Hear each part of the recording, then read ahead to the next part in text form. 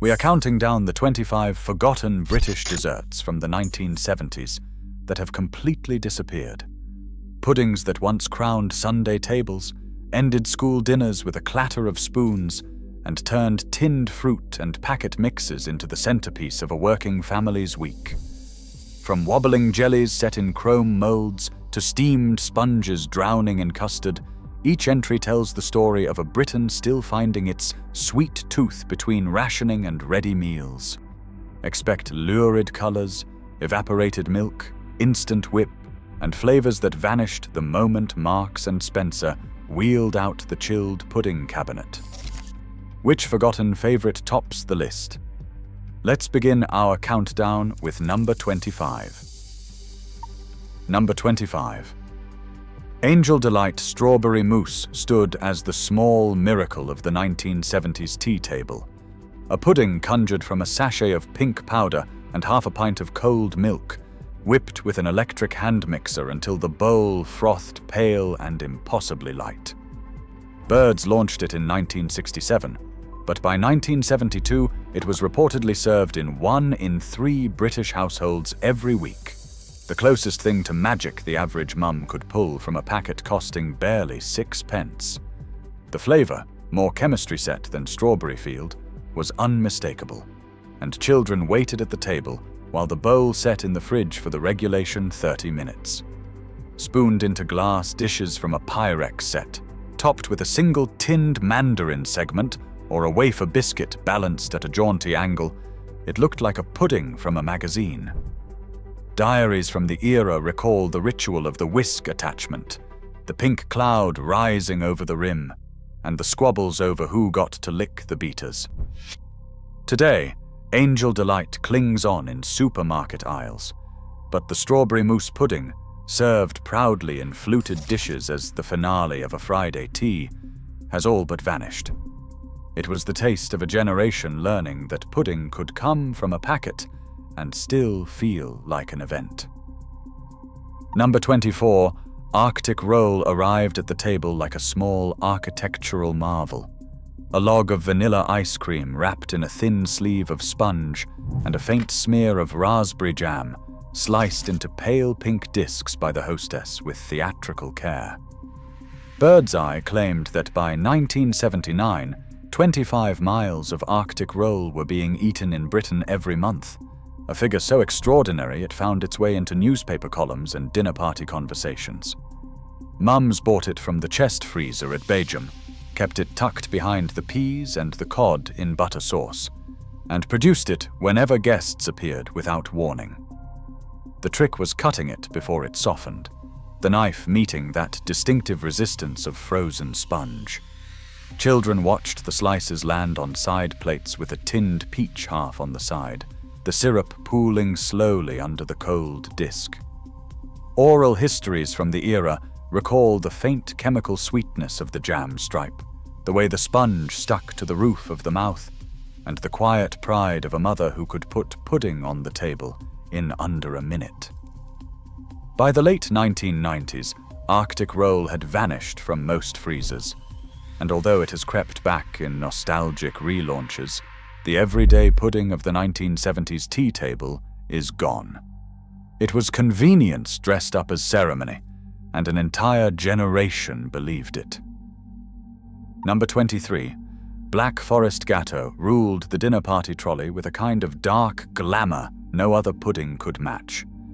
Layers of chocolate sponge soaked in kirsch, piped cream, and tinned Morello cherries glistening under a snowfall of grated Cadbury's flake, the whole thing assembled the night before in a spring-form tin, borrowed from a neighbor.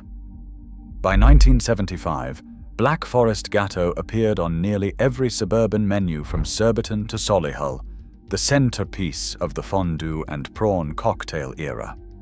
Hostesses prided themselves on the symmetry of the cherries, the firmness of the cream, and the precise quantity of cherry brandy that suggested sophistication without crossing into recklessness. Diaries from the period recall the hush as the cake was carried in on a glass stand, the dimmed candles, the Demis Rousseaus on the radiogram, and the husbands eyeing the kirsch bottle with quiet interest. Children, allowed a small slice if the dinner party ran late, remembered the cherries most of all, dark and syrupy and slightly boozy. Yet by the late 1980s, Black Forest Gâteau had become a punchline, dismissed as the height of bad taste and exiled to garage forecourt freezers. The proper homemade version, layered with care and served with pride, vanished entirely. Today it survives only as a joke about brown wallpaper and avocado bathroom sweets, the pudding that defined an era and was buried by it. Number 22. Butterscotch.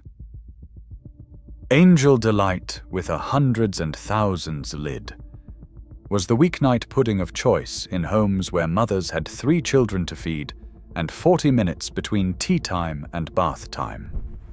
The pale beige powder whipped into a soft cloud, sweeter and more buttery than the strawberry version, and was spooned into yellow Tupperware tumblers, ready for the table.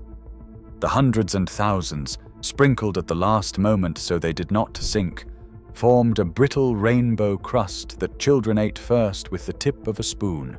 Recipes printed on the packet suggested layering it with crushed digestive biscuits to make a faux trifle. And by 1976, butterscotch was outselling every other flavor birds produced. Oral histories recall the comfort of that exact taste, the sweetness almost cloying, the texture almost too soft, the whole thing inseparable from the smell of a paraffin heater and a black and white television showing Magpie.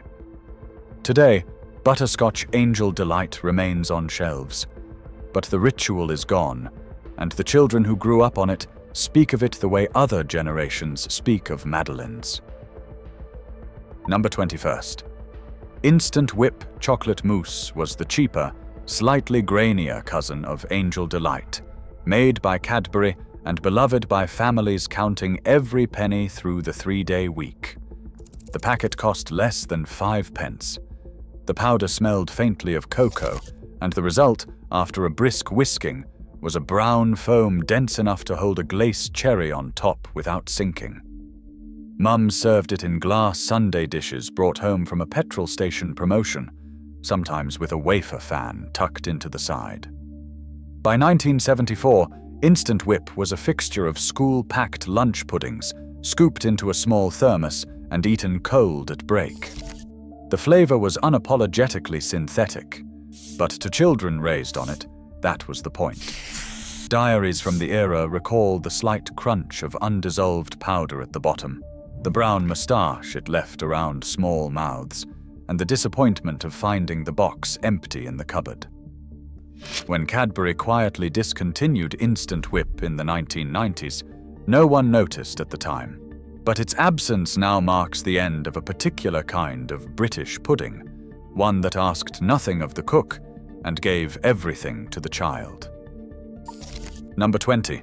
Tinned fruit cocktail with evaporated milk was the pudding that needed no recipe, no skill, and no notice.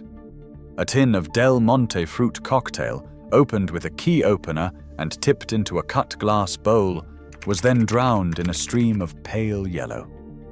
Carnation poured straight from the tin. The grapes were always green, the cherries always alarmingly red, and the pear cubes always slightly grainy. By 1973, the average British household reportedly bought a tin of fruit cocktail every fortnight, making it one of the most consumed puddings of the decade. Mothers served it after shepherd's pie on weeknights, ladled into glass dishes with a teaspoon stuck in at an angle. Children fished for the cherries first, then the pineapple, leaving the pears for last. Oral histories recall the metallic tang of the syrup, mingling with the thick sweetness of the evaporated milk, a combination so specific that anyone who tasted it as a child can summon it instantly decades later. Today, fresh fruit and Greek yogurt have taken its place, and the tin opener gathers dust in the back of the drawer. The pudding that defined 1,000 suburban teas has gone, replaced by something healthier and infinitely less remembered. Number 19. Knickerbocker glory built itself in tall, fluted glasses borrowed from the local wimpy and brought home for special occasions. Layers of tinned peaches, raspberry jelly cubes, vanilla ice cream, squirty cream, and a glace cherry on top were assembled with the seriousness of a small engineering project. Children were given a long-handled sundae spoon, the kind that could just reach the bottom of the glass, and warned not to dig too quickly. By 1976, the Knickerbocker Glory was the birthday pudding of choice in homes that did not run to a proper cake. The colors were lurid, the flavors clashed gloriously, and the whole thing usually collapsed before the last spoonful. Oral histories recall the careful layering, the way the jelly squeaked against the glass, and the moment the cream slid sideways under the weight of the cherry. As ice cream parlors faded and the wimpy gave way to McDonald's, the homemade Knickerbocker Glory disappeared from suburban tables, and the tall glasses found their way to charity shops. It survives now only in seaside cafes that trade on nostalgia, but the weeknight version, built with love and tinned fruit, is gone for good.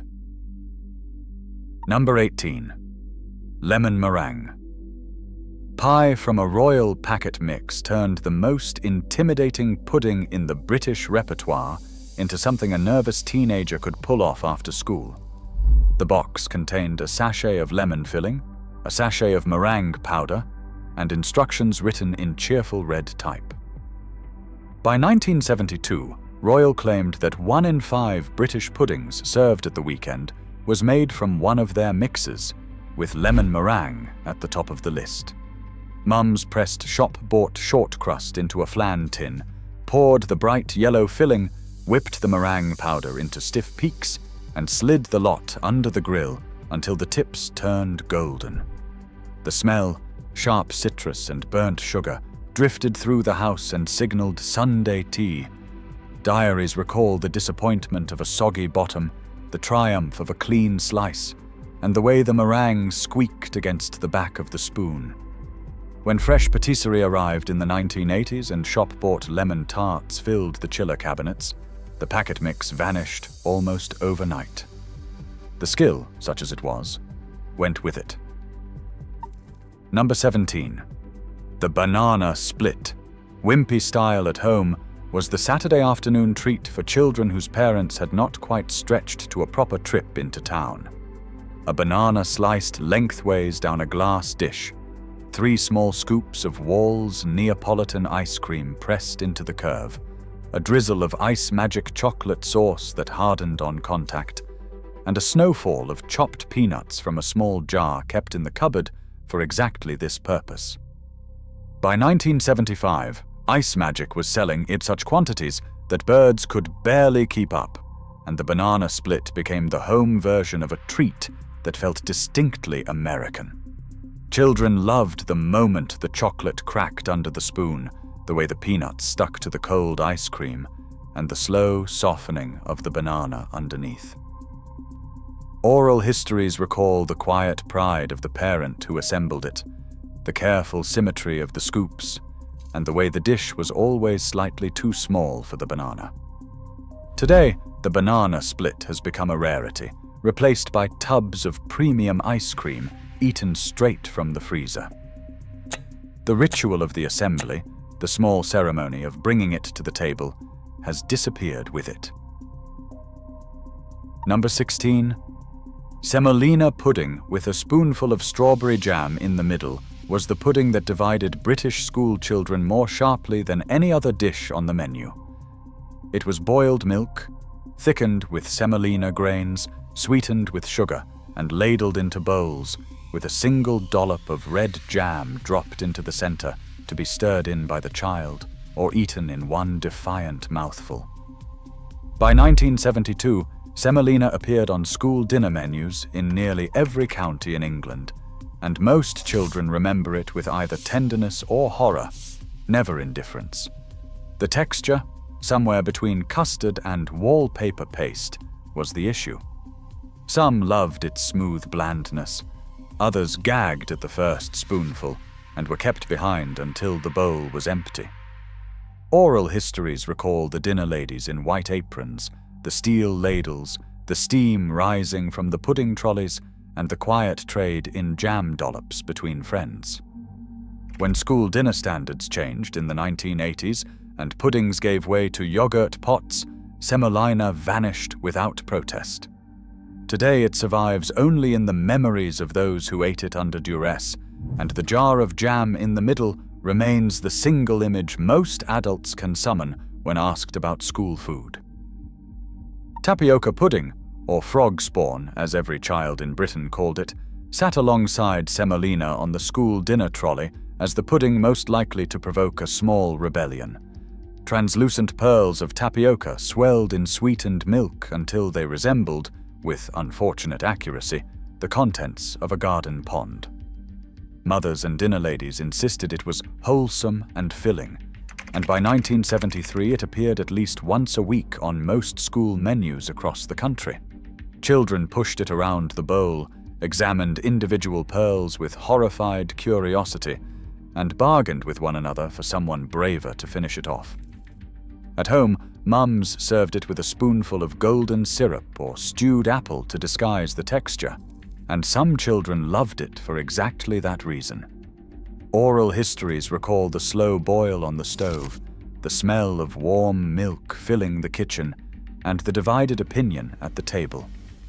When tapioca finally retreated from the school menus in the 1990s, no campaign was launched to save it, and the bags of pearls disappeared from supermarket shelves shortly after. It is the pudding most often named when adults are asked what they were forced to eat as children. Number 14. Pineapple. Upside-down cake turned a tin of Del Monte rings and a jar of glaced cherries into the most photogenic pudding of the 1970s tea table. Mums arranged the rings in a heavy cake tin slicked with butter and brown sugar, dropped a ruby cherry into the center of each, then poured a simple Victoria sponge batter over the top, and baked the whole thing until the kitchen smelled of caramel and tropical fruit. Turned out upside down onto a plate, it emerged like a small stained glass window, the rings glistening, the cherries proud. By 1976, pineapple upside-down cake was the Women's Institute Bring and Buy bestseller, raising more money for village hall roofs than any other pudding in the country. Children watched the moment of the turning out holding their breath, terrified the cake would stick. Oral histories recall the slight crunch of the caramelized sugar on top, the warm sponge underneath, and the custard poured around it from a chipped jug. As fresh pineapple became commonplace and the tinned version fell from favor, the pudding quietly disappeared from kitchen tables. Today it appears mostly on retro baking shows, an exhibit from a Britain that found pineapple impossibly exotic. Number 13. Cherry Bakewell Tray Bake, made with a Mr. Kipling box mix or from scratch with shop-bought pastry, was the school fete pudding that defined 1,000 summer afternoons. A sheet of short crust spread with raspberry jam, topped with frangipane, and finished with a thin lemon icing and a glaced cherry on every square. Mums baked them on Friday nights, cut them into precise rectangles on Saturday morning, and arranged them on paper plates wrapped in cling film for the cake stall. By 1974, the Bakewell tray bake had become so common that Women's Institute judges complained it was crowding out more inventive entries. Children loved the cherry first, then the icing, then the almond sponge, leaving the pastry for last, or feeding it to the dog. Oral histories recall the queue at the cake stall, the careful selection of the square with the brightest cherry, and the quiet competition between bakers over whose icing was smoothest. Today, individual Bakewell tarts in plastic packets have replaced the homemade tray bake almost entirely, and the tradition of the Saturday morning bake-off for the village fete has faded with the high streets that once hosted it. Number 12. The trifle with hundreds and thousands and a tin of bird's custard was the centerpiece of every Christmas and birthday in Britain in the 1970s. The base was cherry jam sponge fingers, soaked in a generous slug of sweet sherry that no one questioned, even when children were involved. Above that, a layer of red jelly studded with tinned mandarin segments, then a thick blanket of bird's custard set firm overnight, and finally a cloud of whipped cream covered in a snowfall of hundreds and thousands. It was made in a cut glass bowl, bought as a wedding present, and brought out only for special occasions. By 1975, the trifle was the single most photographed pudding in British family albums, dominating Christmas Day tables from Aberdeen to Plymouth. Children loved the layers, the way the spoon broke through cream into custard into jelly, and the slight boozy heat of the sherry-soaked sponge underneath. Oral histories recall the strict rule that the trifle must be made the night before, the quiet panic if the jelly had not set, and the pride of the host carrying it through to the table. Modern trifles, layered with mascarpone and fresh berries, bear no resemblance to the original. The cut glass bowl has gone the way of the radiogram, and the proper 1970s trifle has vanished with it. Number 11. Eve's pudding turned a few cooking apples and a thin Victoria sponge into the coziest pudding of a winter Sunday. Mums sliced Bramleys into a buttered dish, sprinkled them with sugar and a pinch of cinnamon, then spooned a simple sponge mixture over the top, and baked until the apples bubbled up around the edges and the sponge turned golden. Served with a jug of bird's custard or a scoop of cream, it was the pudding for nights when the heating had been turned off to save money. By 1973, Eve's pudding appeared in every cookery book aimed at young brides, praised for its simplicity and its ability to feed 6 on a few pence worth of windfalls. Children loved the way the sponge soaked up the apple juices underneath, turning slightly soggy in the best possible way. Oral histories recall the smell drifting through the house on a Sunday afternoon, the steam rising from the dish on the table, and the quiet competence of a mother who could turn a glut of garden apples into a pudding without consulting a recipe. Today, supermarket apple crumble has replaced it almost entirely, and the name Eve's pudding draws blank looks from anyone under 40. Number 10. Queen of Puddings stood as the most elegant of the breadcrumb desserts. A layer of buttered breadcrumbs soaked in lemon-scented custard, baked until set, then spread with raspberry jam and topped with a cloud of meringue browned under the grill. The recipe came down from Victorian kitchens, but it had its true heyday in the 1970s, when housewives looking for a pudding that felt grand without costing much turned to it for Sunday lunch. By 1975, Queen of Puddings appeared regularly on the BBC's Farmhouse Kitchen, and a generation of mothers learned it from Dorothy Slightholme.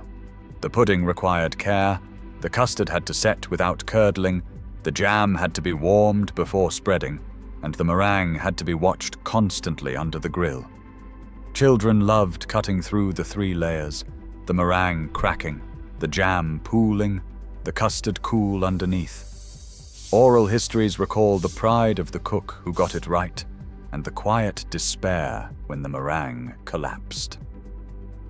As ready-made puddings filled the chiller cabinets in the 1980s, Queen of Puddings vanished from family tables almost entirely, its 3 layers too fiddly for modern lives. Number 9. Spotted Dick with custard, served from a pudding basin and turned out steaming onto a willow pattern plate, was the Sunday lunch pudding of choice in homes that took their puddings seriously. Suet, flour, sugar, and a generous handful of currants were mixed with milk and steamed for 2 hours in a basin tied with a muslin cloth. By 1974, Spotted Dick appeared on pub menus and school dinner trolleys across the country, and Heinz had begun to sell a tinned version that mothers used in emergencies but spoke of with quiet shame.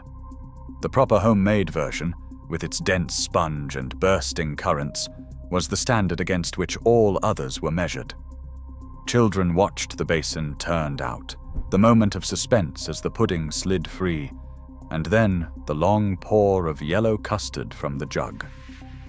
Oral histories recall the steam rising from the plate, the small fights over the end pieces with the most currants, and the rule that custard must cover every inch of the pudding or the meal was incomplete. Today, spotted dick is mocked more often than eaten, and the homemade steamed version has all but disappeared from British kitchens. Number 8. Treacle sponge pudding, steamed for hours in a basin lined with a thick layer of golden syrup, was the wettest, sweetest, most extravagantly indulgent pudding of the 1970s table. The syrup pooled at the bottom of the basin and became the top when the pudding was turned out, running down the sides in slow amber rivers. Tate and Lyle reported in 1976 that golden syrup sales doubled in winter, and treacle sponge was the reason. Mums made it in the same battered Pyrex basin used for Christmas pudding, the muslin tied tight, the pan topped up with boiling water every 20 minutes. Children waited at the table while the kitchen filled with the smell of warm syrup and steaming sponge. Oral histories recall the moment of the turning out, the syrup sliding sideways across the plate, the custard fighting for space alongside it. Today, treacle sponge survives only in pubs that trade on nostalgia, and the homemade version, demanding 2 hours of steaming and constant attention, has vanished from family kitchens almost entirely. Number 7. Lemon posset, made with double cream sugar and the juice of a single lemon, was the dinner party pudding that signaled real sophistication in the 1970s. Whipped together in minutes, set in small glass dishes overnight, and served with a thin almond biscuit on the side, it was the pudding for hostesses who wanted to seem effortless. By 1977, lemon posset appeared in every cordon bleu cookery course aimed at suburban housewives, and Delia Smith helped cement its reputation. The texture was somewhere between custard and curd, the flavor bright and sharp, and the whole thing depended on the precise ratio of cream to lemon. Children, occasionally allowed a small spoonful, remembered the sourness more than the cream. Oral histories recall the careful pouring into the small glass dishes, the overnight wait in the fridge, and the moment of pride when the posset emerged set and trembling. As panna cotta and mousse imported from the continent took over in the 1990s, the proper British posset retreated quietly. It survives now in restaurants but rarely in homes. Number 6. Rhubarb fool, made with stewed rhubarb from the garden, custard, and whipped cream folded together until pale pink and cloud-like, was the pudding of early summer in homes with an allotment. The rhubarb, often given away by neighbors who had too much, was simmered with sugar until soft, then cooled and folded gently into the cream and custard mixture. By 1973, rhubarb fool appeared on the menus of every Women's Institute summer fair, served in small glass dishes with a shortbread finger on the side. Children loved the color first, then the surprising tartness underneath the sweetness. Oral histories recall the quiet pleasure of using something grown by hand, the scent of stewing rhubarb on a warm afternoon, and the careful folding of the cream so the pudding stayed light. Today, supermarket rhubarb yogurt has replaced it, and the homemade version, with its ribbon of stewed fruit running through pale pink cream, has vanished from most family tables. The allotments themselves have largely gone too. Number 5. Banoffee pie was invented in 1971 at the Hungry Monk restaurant in Sussex, and within 5 years it had become the dinner party pudding of choice across middle-class Britain. It had a digestive biscuit base, a layer of boiled carnation condensed milk turned into thick caramel, sliced bananas, and a generous pile of whipped cream dusted with instant coffee. The trick was boiling the unopened tin of carnation condensed milk for 3 hours. That process occasionally ended with the tin exploding across the kitchen ceiling. By 1978, Banoffee pie appeared on every other dinner party menu in the home counties, and Sainsbury's began to sell ready-made versions in the early 1980s. Children loved the bananas first, then the caramel, then the cream. Oral histories recall the danger of the boiling tin, the slight smell of burnt caramel, and the triumph of a pie that held together when sliced.